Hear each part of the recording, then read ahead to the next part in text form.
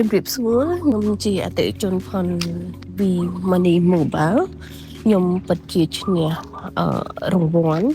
ពីក្រុមហ៊ុនបាន$100ពិតប្រាកដមែនចំពោះសេវាកម្ម V Mobile មួយនេះគឺបានជួយសម្រាលបន្ទុកនិងតម្រូវការផនខ្ញុំជាច្រើននៅពេលដែលខ្ញុំត្រូវការសាច់ប្រាក់ដើម្បីនឹងដោះស្រាយចំណាយបញ្ហាផ្ទាល់ខ្លួនផ្សេងៗហើយវាពិតជាបានសម្រួលសេវាលឿនតាន់ចិត្តមិនត្រូវការ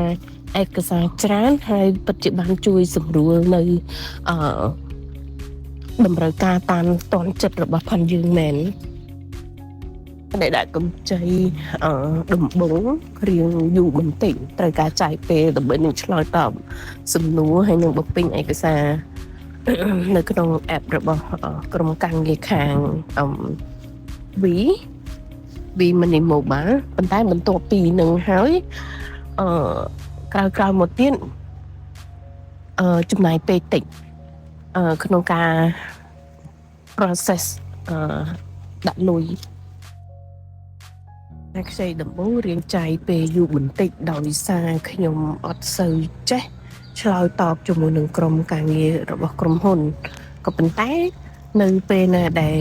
ខ្ចីក្រោយមកទៀតខ្ញុំឆ្លើយតបទៅតាមការស្នើសុំរបស់ខាងក្រុមហ៊ុនគឺ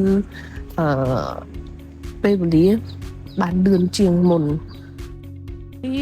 សម្រាប់ការបង់សងកម្ចីតាម app វិញខ្ញុំយល់ថាល្អដោយសារពេលបង់តាមនឹងខ្ញុំអាចដកប្រាក់បានដែរហើយក៏ដឹងថាវាសុវត្ថិភាពដឹងថាលុយនឹងគឺទៅដល់ក្រុមហ៊ុនមិនមានការបោកប្រាស់អីទេ